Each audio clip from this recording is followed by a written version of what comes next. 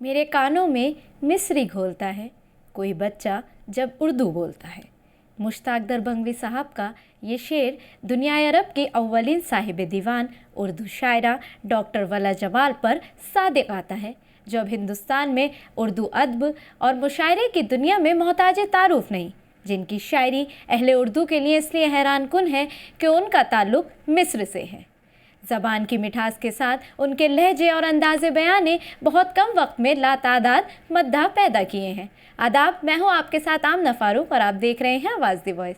ہماری حوصلہ افزائی کے لیے ہمارے چینل کو سبسکرائب کرنا نہ بھولیں۔ اردو سے ایک مصری خاتون کے لگاؤ اور محبت کا ثبوت ان کی شاعری کی شکل میں ہم سب کے سامنے ہے۔ دراصل لوگ یہ تو جانتے ہیں کہ ہندوستان مصر کے رشتے مصر کی ممی کی تاریخ سے بھی زیادہ پرانے ہیں، لیکن انہیں اس بات کا علم نہیں ہے کہ اردو کی جڑیں بھی اب مصر میں 100 سالہ تاریخ رکھتی ہیں۔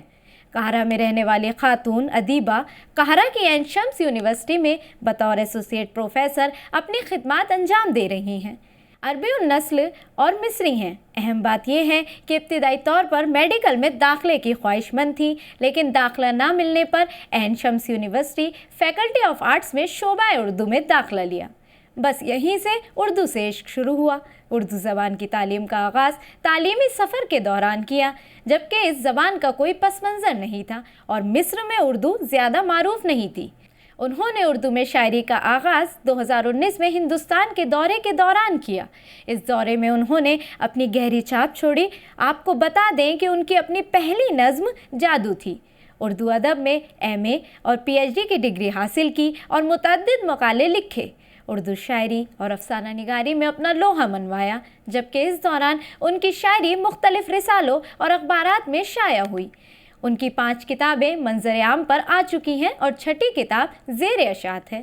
ولا جمال اردو زبان اور برصغیر کی ثقافت سے گہرا لگاؤ رکھتی ہیں اور اپنی تحریروں کے ذریعے اپنے ملک کی ثقافت کو اردو زبان میں فروغ دینے کی کوشش کرتی ہیں۔ اردو سے محبت اور زبان کی خدمت کے لیے انہیں مختلف ادبی ایوارڈز ملے ہیں۔ ڈاکٹر ولا جمال ہندوستان کی گنگا جمنی تہذیب سے بے حد متاثر ہیں۔ ڈاکٹر ولا کی اردو شاعری، افسانے اور مضامین تو متاثر کن ہے ہی، اسی کے ساتھ ساتھ ان کی شخصیت بھی انتہائی متاثر کن ہے۔ طبیعت میں ٹھہراؤ، نرم گوئی، مہذب رویہ اور حاضر جوابی ان کی شخصیت کی دلچسپ پہلو ہیں۔